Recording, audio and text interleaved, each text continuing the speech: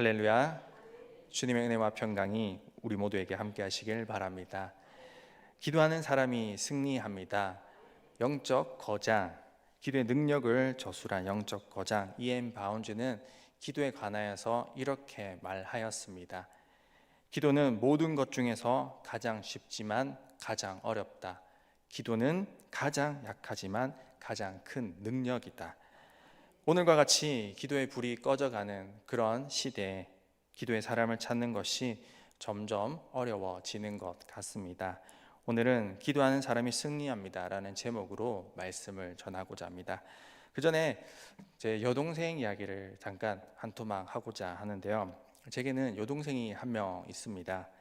어릴 적에는 그렇게 친하지 않았고 많이 다투었지만 지금은 가장 친한 친구라고 부를 수도 있을 만큼 가장 친한 그런 존재인데요.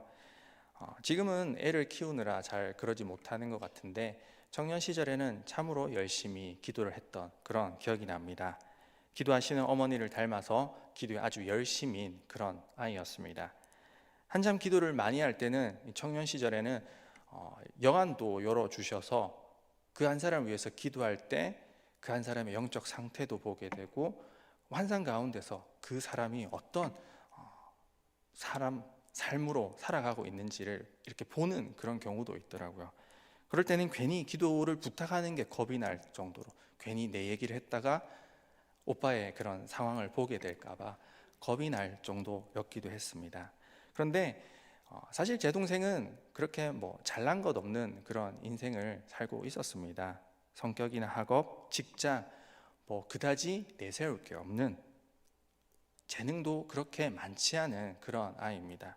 하지만 그런 동생에게 하나님은 저보다 더 많은 영적인 은사를 주셨고 저보다 더 많은 복을 누리게 하셨습니다. 결혼도 아주 잘 하였는데 매부가 정말 사람이 좋습니다. 남자가 봐도 정말 진국이고 정말로 괜찮은 사람. 그런데 제가 봤을 땐 좀 제 여동생에게는 과분한 사람입니다. 너무 성격도 좋고 과분한데 영상을 안 봐야 될 텐데 과분해요. 그런데 여동생이 기도는 많이 하지만 좀 까칠하고 성격도 모난 그런 아이인데 맨날 고향에 갈 때마다 집에 가보면 매부한테 막 짜증을 내고 있더라고요. 그래서 제가 보면 참 안 됐다, 참 괜찮은 사람인데 왜 내 동생을 만나서 저렇게 고생을 하지? 그런 고민을 많이 가지고 제가 뒤에서 고생 많다, 내가 잘 안다 라고 얘기를 하곤 합니다. 그러면서 제가 동생에게 다그칠 때가 있습니다. 야, 너 좀 잘해라. 너 매부 같은 사람이 없다. 진짜 잘해야 된다. 네가 어디 가서 저런 남자를 만나겠냐라고 제가 그렇게 말을 하는데 그걸 인정을 합니다. 진짜 그렇다라고 인정을 하는데 맨날 똑같죠. 바뀌는 거 없습니다. 그런데 그때 제 동생이 했던 말이 기억이 나더라고요. 잘난 것도 하나 없는데 제가 너 왜 이렇게 당당하냐라고 물었을 때 제 여동생이 그런 말을 했던 적이 기억이 납니다. 자기한테는 하나님이 있다라는 겁니다. 가관이죠. 그리고 하는 말이 자기는 기도를 정말 많이 했다라고 그렇게 말을 하더라고요. 사실 틀린 말은 아닙니다. 제 여동생이 결혼하기 전 배우자를 위해서 정말로 많이 기도했습니다. 좋은 남편을 만나게 해달라고. 그런데 매부는 제가 물어보니까 아니나 다를까 그런 기도를 하지 않았더라고요. 그래서 그래, 자기 복이다 라고 생각을 했습니다. 저 역시도 배우자를 위해서 고3 때부터 기도했습니다. 고3 때부터 기도하면서 나중에 몇 년 시간이 지나니까 기도 제목이 막 20가지가 넘어가더라고요. 피아노 잘 치는 사람, 이쁜 사람, 키는 168 이상의 이 얘기는 언젠가 다음에 하겠지만 그 기도는 하나님께서 다 없애시고 딱 한두 가지 남겨두셨습니다. 지금은 매부가 새벽 기도도 더 잘 나가고 더 기도에 열심입니다. 그런데 제가 봤을 땐 이미 늦었습니다. 조금 더 기도를 했더라면 더 괜찮은 자매를 만나지 않았을까라고 생각을 하는데 웃자고 하는 말입니다. 네, 제가 하고자 하는 말은 이겁니다. 하나님은 기도하는 사람의 편을 들어주십니다. 기도하는 사람의 손을 들어주십니다. 여러분, 금요일 저녁에 피곤할 텐데 오늘 왜 나오셨습니까? 기도하러 나오신 거라 믿습니다. 기도의 능력을 믿고 나오신 거라 믿습니다. 기도하는 사람이 승리함을 믿으십니까? 기도하는 사람이 승리합니다. 오늘 우리는 말씀을 통하여서 구약의 기도의 사람, 대표적인 사람이 몇 사람이 있지만 그 중에서도 이 다니엘에 대해서 그 삶을 살펴보고 다니엘의 삶을 통하여서 우리가 어떤 삶을 살아가야 될지에 대해서 나누어 보고자 합니다. 구약의 대표적인 기도의 사람은 여럿이 있지만 기도하면 이 다니엘을 빼먹을 수가 없습니다. 그는 비록 바벨론에 이 포로로 잡혀온 사람이었지만 자신의 신앙을 지켰습니다. 그 신앙의 힘은 통치자가 바뀌고 정권이 바뀌고 심지어 나라가 교체되는 그 와중에서도 다니엘을 총리직에 계속해서 그 국가에서 중요한 자리를 수행하도록 하는 힘을 가지게 하였고 그 힘의 원동력이 되었습니다. 하나님의 은혜와 하나님의 사랑을 받는 다니엘은 동료 정치인들에게 시기와 질투의 대상이 되었고 그들의 집요한 계략에 의해 다니엘은 생명이 위협받는 그런 상황에 내몰리게 됩니다. 주변에 아무도 도와줄 사람이 없었습니다. 다니엘의 세 친구가 있었지만 어찌된 일인지 오늘 본문 가운데서는 그 세 친구의 모습은 보이지 않습니다. 그러나 다니엘은 오직 하나님만 의지했고 자신의 신앙을 친구들이 아닌 하나님을 의지하였을 때 그 위험으로부터 벗어날 수 있었습니다. 우리가 다니엘처럼 승리하기 위해서는 먼저 첫 번째로는 오늘 본문 가운데 다니엘처럼 자신만의 이 기도의 시간과 장소를 가져야만 합니다. 오늘 본문 6장 10절에서 이렇게 말씀하고 있습니다. 다니엘이 이 조서에 어인이 찍힌 것을 알고도 자기 집에 돌아가서는 그 방에 예루살렘으로 향하여 열린 창에서 전에 행하던 대로 하루 3번씩 무릎을 꿇고 기도하며 그 하나님께 감사하였더라. 아멘. 신앙의 세계에서 우연히 생기는 그런 기적이라는 것은 없습니다. 뿌린 대로 거두는 것입니다.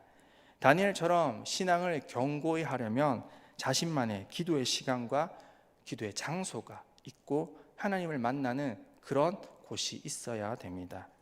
120개의 도를 다스리는 3명의 총리들 위에 있는 것이 다니엘이었습니다. 정말 많은 일을 분주하게 감당해야만 하는 수많은 보고를 받아야 되는 그런 사람이었습니다. 그러나 다니엘은 정해진 시간이 되면 자신의 집으로 돌아가서 하루에 3번씩 기도하였습니다. 오늘 여러분들에게 다니엘처럼 하나님과 만나는 그런 시간, 그런 장소가 있습니까? 혹시 너무 일이 많아서 하나님 앞에 기도할 시간을 갖지 못하고 있습니까? 새벽이든 점심시간이든 하루를 정리하는 저녁 시간이든지 정해서 기도하는 것, 그것이 아주 중요합니다. 그 장소가 교회이든 혹은 직장의 휴게소이든 내 집의 골방이든지 아니면 우리 청년들은 학교의 한 장소이든지 그 어디든지 정하고 일이 많고 바쁜 것, 학업이 중요한 그런 것들 내려놓고 하나님 앞에 나아가야 할 것입니다. 저 역시도 늘 핑계를 대곤 합니다. 바쁩니다 하나님, 오늘은 몸이 좀 안 좋습니다 하나님, 이렇게 타협하면서 날마다 기도할 때가 많은데요. 하지만 하나님은 우리에게 많은 일을 하라고 그렇게 하지 않으셨습니다. 하나님이 주신 것보다 더 많은 일, 그러니까 엉뚱한 일들을 하고 있느라 바쁜 것이겠죠.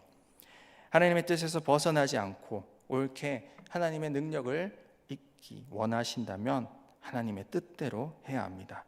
바로 다니엘처럼 자신만의 기도의 시간과 장소를 가지고 그렇게 하나님께 기도할 때 우리는 승리할 수 있을 것입니다. 또한 두 번째로 위기의 때 더욱 기도해야 합니다. 10절에 보면 다니엘이 이 조서에 어인이 찍힌 것을 알고도 하루 3번씩 기도하였다라고 합니다.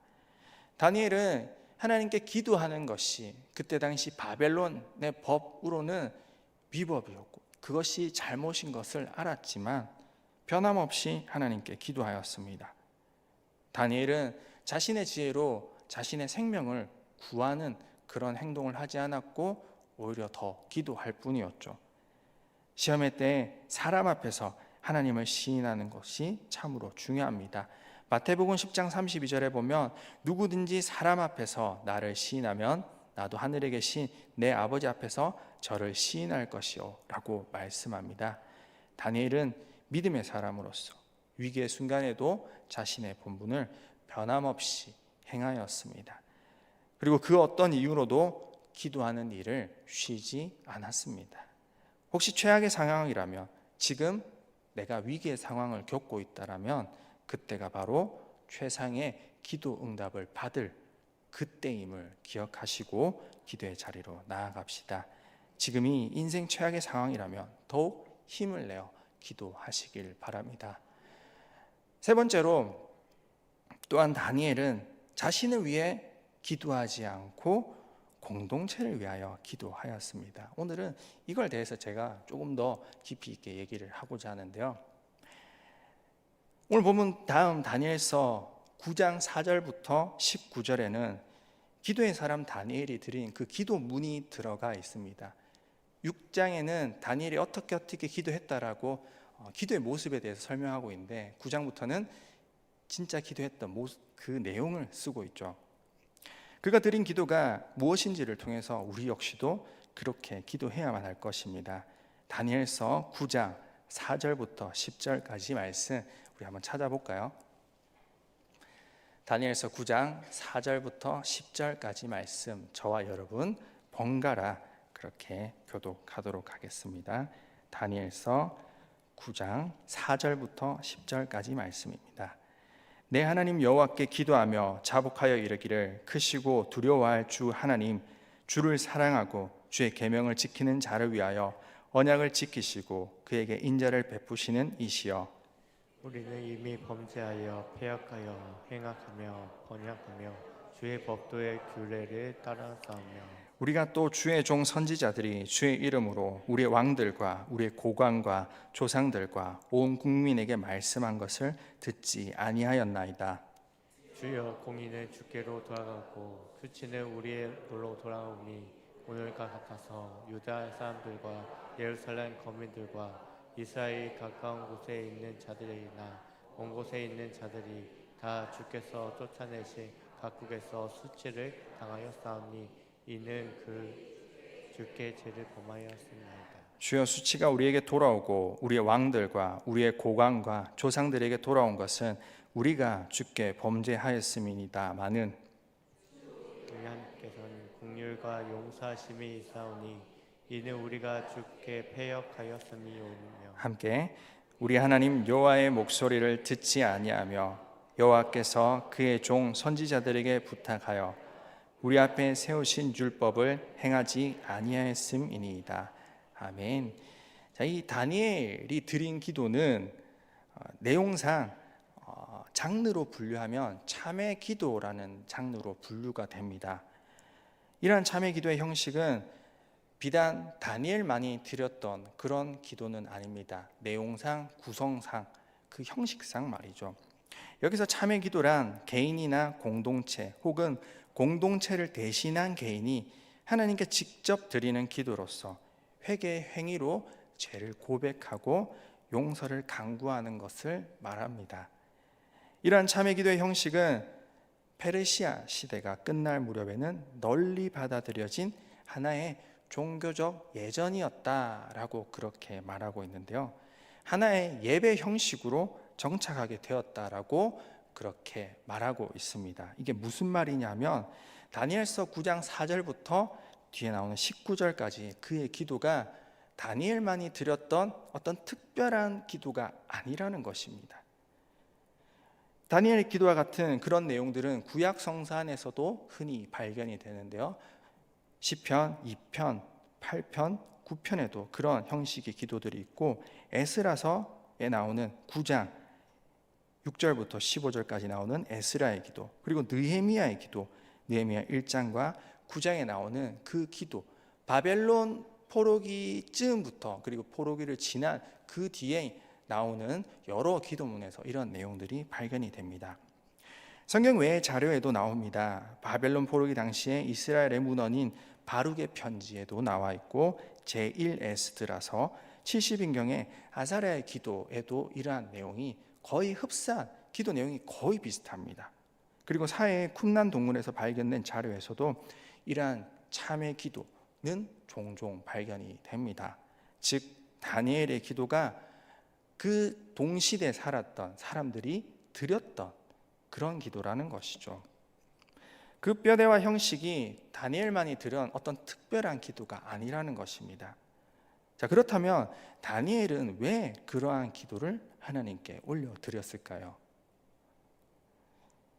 이 기도를 언제 드렸는지를 보면 우리는 그 이유를 알 수 있습니다.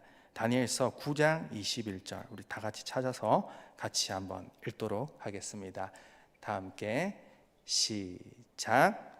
곧 내가 기도할 때 본 그 사람 가브리엘이 빨리 날아서 저녁 제사를 드릴 때쯤에 내게 이르더니. 아멘. 내가 기도할 때, 그러니까 저녁 제사를 드릴 때쯤 이라고 오늘 본문 말하고 있습니다. 이러한 참회 기도를 언제 드리고 있었냐 하면 저녁 제사를 드릴 때, 그러니까 저녁 예배 시간이라고 말하고 있습니다. 이것은 조금 의아한 이야기입니다.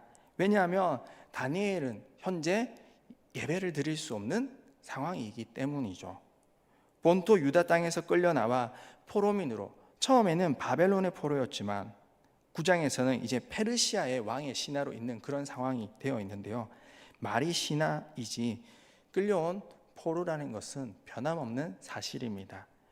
그런 그가 성전도 무너지고 예루살렘도 아닌 곳에서 어떻게 예배를 드릴 수 있었을까요?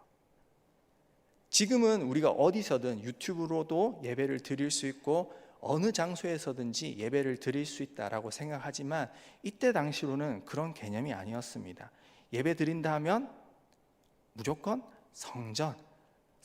성소에서 드려야 되는 그런 상황이었습니다. 그런데 성전도 이미 무너진 상태고 예루살렘에도 갈 수 없는 그런 상황에서 다니엘뿐만 아니라 바벨론에 끌려온 유대인들은 그런 곳에서 어떻게 예배를 드릴 수 있었을까요? 이때 당시 회당이 생겼는지 안 생겼는지는 정확히 모르지만 생길 때쯤이라고는 하지만 아직 잘 정착이 되지 않던 시절입니다. 심지어 금신상에게 절하지 않으면 풀무불에 들어가거나 다니엘처럼 사자굴 속에 들어가야 했던 그런 시절에 저녁 제사를 드린다라는 것은 아주 어려운 일이었을 것입니다. 오늘 본문의 다니엘은 그 저녁 예배 시간에 이 9장의 참회 기도를 드렸다고 말합니다. 동시대 다른 참회 기도도 마찬가지입니다. 이것은 무엇을 말하는 것이냐면 참회 기도가 이때 당시에 무슨 역할을 하느냐, 하나의 예배 역할을 하는 겁니다. 예배를 드리지 못하는 그런 멀리 떨어진 장소에서, 성전이 없는 곳에서 참회의 기도를 예배로 드렸다는 것입니다. 이때 당시에 불리워진 찬양 시편들도 이러한 내용을 뒷받침해 주고 있습니다. 시편 51편 16절에서 19절 말씀 우리 같이 한 목소리로 읽겠습니다. 시작. 주께서는 제사를 기뻐하지 아니하시나니 그렇지 아니하며 내가 드렸을 것이라. 주는 번제를 기뻐하지 아니하시나이다. 하나님께서 구하시는 제사는 상한 심령이라. 하나님이여 상하고 통회하는 마음을 주께서 멸시하지 아니하시리이다. 주의 은택으로 시온의 선을 행하시고 예루살렘 성을 쌓으소서. 그때 주께서 의로운 제사와 번제와 온전한 번제를 기뻐하시리니 그때 그들이 수소를 주의 제단에 드리리이다. 아멘. 다윗의 시편으로 알려진 시편이지만 바벨론 포로들에 의해 불리워진 이 시편은 예루살렘 성의 재건을 18절에서 그렇게 기대하면서 자신들의 온전한 제사를 드리는 것을 기대하면서 그렇게 참회의 노래로 불렀습니다. 또한 시편 141편 2절 말씀 우리 같이 한 목소리로 읽겠습니다. 시작. 나의 기도가 주의 앞에 분향함과 같이 되며 나의 손드는 것이 저녁 제사같이 되게 하소서. 아멘. 여기에서도 나의 기도가 예배가 되게 하소서. 나의 손드는 것이 뭐가 되게 하소서라고 말하고 있죠? 저녁 제사가 되게 하소서. 예배를 드릴 수 없는 곳에서, 이 성전이 무너진 곳에서 이스라엘 백성들이 할 수 있는 것은 그저 단지 그 자리에서, 자신의 자리에서 원래 예배를 드렸던 그 시간에 그저 회개하고 참여하는 그 길밖에 없었습니다. 그래서 이 기도는 다니엘이 드린 기도이기도 하면서 유대인 공동체에서 예배 시간을 대신하여서 드렸던 하나의 예배인 것입니다. 다니엘만이 드린 기도는 아니라는 것이죠. 그러나 그렇다고 할지라도 이 기도가 특별하지 않다라는 말은 아닙니다. 그 뼈대와 형식, 쓰이는 표현들 다 비슷비슷하지만 전혀 새로운 것이 아니지만 다른 내용이 들어가 있습니다. 이때 당시 기록인 성경 외의 문헌인, 그러니까 예레미야 선지자의 서기관 바룩이 썼다라고 알려진 편지의 내용입니다. 우리 같이 한번 읽어보겠습니다. 네, 같이 한번 띄워주시고 같이 읽겠습니다. 시작. 주 우리 하나님, 우리가 우리의 조상이나 왕들의 올바른 행동을 내세워 당신께 자비를 구하는 것은 아닙니다. 당신께서는 당신의 종 예언자들을 통하여 말씀하신 대로 당신의 분노와 격분의 벌을 내리셨습니다. 당신께서는 당신의 이름을 부르고 사는 이스라엘과 유다의 집을 오늘의 이 모양으로 만드셨습니다. 그것은 그들의 죄악 때문이었습니다. 아멘. 지금 누구 때문이라고 말하고 있습니까? 그들의 죄 때문이라 말하고 있습니다. 지금 망하게 된 것이 누구의 잘못이냐? 조상들의 잘못이다라고 그렇게 말하고 있는 것이죠. 오늘 이 모양 이 꼴로 나라가 이렇게 된 것은, 없어지고 우리가 잡혀온 것은 내 잘못이다, 그들의 잘못이다, 나는 빼고 그들의 잘못이다라고 말하고 있는 것이죠. 당시 유다 사회에서는 아비와 아들의 책임 연계를 말하는 속담이 회자되고 있었습니다. 에스겔서 18장과 예레미야서 31장에는 아버지가 신 포도를 먹었으므로 아들의 이가 시다라는 그런 속담이 유대인 공동체 안에 이렇게 퍼지고 있었는데, 이게 무슨 뜻이냐면 이는 조상들이 지은 죄 때문에 누가 지금 고난을 당하고 있다라고 말하는 것입니까? 자기들이 끌려왔다라고 말하는 겁니다. 조상들의 죄의 책임을 당시 바벨론으로 끌려온 포로민들이 담당하고 있다는 그런 의미의 속담이었습니다. 끌려온 유다 백성들은 자신들이 당하는 고통의 원인이 그 조상들의 죄에 있다고 전가함으로써 자신의 무죄함을 주장한 것이죠. 그러나 다니엘은 무엇이라 고백합니까? 다니엘의 기도 속에서 그는 이렇게 고백합니다. 다니엘서 9장 5절과 6절 우리 다시 한번 읽겠습니다. 시작.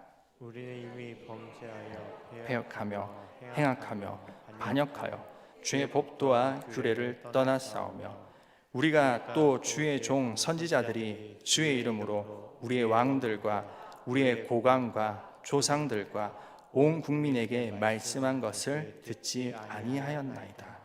아멘. 다니엘은 조상들 때문이라고 말하지 않습니다. 우리가 잘못했다라고 말합니다. 그들이 잘못했습니다가 아니라 우리가, 나를 포함한 우리 모두가 잘못했습니다. 사실 엄밀히 말하자면 다니엘은 정말 잘못이 없을 수도 있습니다. 왜냐하면 이 바벨론, 이 남유다를 멸망시키고 끌고 간 것은 어른들, 기술자들 중에서는 어른들이 있었을지 모르겠지만 그 어린 사람들, 젊은 세대의 어린 소년들이었습니다. 다니엘과 세 친구 역시 소년들이었지 않습니까? 엘리트 계층의 똑똑하고 유능한 젊은 세대를 끌고 가고 유다 땅에는 변변찮은 사람들만 남겨두었다라고 성경은 기록하고 있습니다. 어린 나이에 바벨론에 끌려온 다니엘이 잘못을 했다라면 얼마나 잘못을 했을까요? 오히려 억울한 건 다니엘이죠. 자신의 잘못도 아닌데 다른 나라에 끌려와서 비록 총리로서 활약은 하고 있지만 언어도 다른 곳에서 고생하는 것은 다니엘이 선택한 것은 아니었습니다. 그러나 그럼에도 불구하고 다니엘은 조상들과 자신을 분리시키지 않고 나는 의로운 양 말하지 않고 우리가 잘못했다라고 참회합니다. 우리가 잘못했습니다. 하나님, 용서하여 주십시오. 그렇게 기도하고 있는 것이죠. 이에 하나님은 다니엘에게 가브리엘 천사를 보내셔서 예레미야서 70년 전에 쓰여진 그 예레미야서의 내용을 깨닫는 지혜를 주시고 이 70년에 대한 예언을 해석해 주는 것이 그 다음 내용으로 나타납니다. 앞으로 있을 환란과 바벨론 제국에 이어서 메대와 페르시아 그리고 헬라 제국에 관한 예언을 전해 주십니다. 하나님은 다니엘의 기도를 받으셨고 다니엘이 자신의 공동체를 위해서 대신 참회하고 회개하고 공동체를 위하여 기도했을 때 그 기도에 응답하셨습니다. 오늘도 하나님은 그런 한 사람을 찾고 계십니다. 오늘 하나님은 그런 기도에 응답하길 원하십니다. 오늘 한국교회가 점점 지탄받고 다음 세대가 줄어들매 따라 교회 학교 아이들도 우리는 그래도 좀 나은 편이에요. 정말로 아이들이 많지만 다른 지역 절반에 가까운 교회들이 지금 아동부가 없다라고 말하고 있지 않습니까? 그런 상황 가운데 수많은 목회자들과 교회 리더들이 한국교회의 잘못을 지적하고 회개해야 한다라고 말합니다. 보수교단에서는 진보교단을, 진보교단에서는 보수교단을 서로가 잘못했다라고 말하고 목회자들이 그 잘못이라고 하지만 정작 한국교회가 이렇게 된 것, 우리 한국교회를 위해서 기도합시다 하지만 정작 내가 잘못했습니다 라고 고백하는 분은 잘 없는 것 같습니다. 그러나 하나님께서 듣기 원하는 기도는 한국교회의 잘못이라거나 교회 안에 누군가의 잘못이라는 그런 기도가 아니라 나의 잘못입니다. 내가 잘못했습니다. 우리가 잘못했습니다. 나를 포함한 그 우리를 고백하는 기도일 것입니다. 나는 떳떳하고 의로운 사람들인데 저 사람들이 잘못했기 때문에 우리의 윗세대가 우리 교회를 망쳐놓았기 때문에 우리가 지금 이런 상황입니다 라고 말하는 것이 아닌 나를 포함한 우리가 잘못했습니다. 주님 용서해 주십시오 라는 그 공동체를 위한 참회 기도를 하나님께서는 듣기 원하십니다. 또한 오늘 이 나라의 정치는 완전히 좌로 우로 쪼개져서 서로가 서로를 비난하고 나라가 이 모양 이 꼴이 된 것은 상대방 탓이다라고 그렇게 맹공하곤 합니다. 이러한 정치의 흐름은 비단 유세에서뿐만 아니라 우리 교회 안에서도 분열을 일으키는 원인이 되곤 합니다. 하지만 하나님께서 정말로 듣기 원하시는 말은 서로를 비난하고 정죄하는, 서로 판단하는 그런 말이 아닌 나 자신의 죄를 고백하고 공동체의 잘못을 자신의 잘못으로 인정하고 하나님께 고백하는 그런 참회 기도를 듣길 원하신다라는 것입니다. 하나님께서는 그러한 기도를 올려드린 자의 기도를 들으시고 응답하시고 그 기도의 사람으로 승리케 하실 것입니다. 오늘 본문에서 하나님은 다니엘이 그러한 기도를 올려드릴 때 그의 천사 가브리엘을 보내셔서 다니엘이 기도했던 것보다 간구하였던 것보다 더 큰 것을 주셨습니다. 그가 총리를 하는데 너무나도 필요했던 국제 정세와 앞으로의 정치 판도를 가르쳐 주시고 더 많은 지혜와 총명, 앞으로 있을 일을 가르쳐 주신 것입니다. 그가 자신의 기도 제목이 아닌 공동체를 위한 그런 기도를 하였을 때 하나님은 그 기도를 기뻐하셨고 그가 요구하지 않은 것까지 다 들어주신 것입니다. 예수님도 말씀하셨습니다. 마태복음 6장 33절에 그런즉 너희는 먼저 그의 나라와 그의 의를 구하라. 그리하면 이 모든 것을 너희에게 더하시리라. 아멘. 그 모든 것을 이미 알고 계신 하나님, 우리가 자신의 기도 제목이 아닌 우리 모두의 공동체를 위해 위기에 처한 나라와 위기에 처한 이 나라의 교회를 위하여서 기도할 때, 그리고 전 세계를 위하여서 기도할 때 하나님은 우리의 그 나머지 기도도 들어주실 것입니다. 오늘 우리가 이와 같아야 할 것입니다. 오늘 기도할 때 나의 기도 제목은 잠시 내려놓고 교회를 위해, 그리고 이 지역을 위해, 나라를 위해, 한국 교회를 위해서 기도하길 원합니다. 공동체를 위해 회개하고 지역을 위해 회개하고 죄를 깨닫지 못하고 있는 이 나라의 백성들을 위해 함께 회개함으로 말미암아 주님의 마음에 합당한 기도를 올려드리는 그런 저와 여러분의 삶 되길 원합니다. 나라와 열방을 위해 기도함으로 오늘도 우리와 함께 역사하실 하나님을 기대하며 간구하는 우리 모두의 모습 되길 간절히 바라고 소원합니다.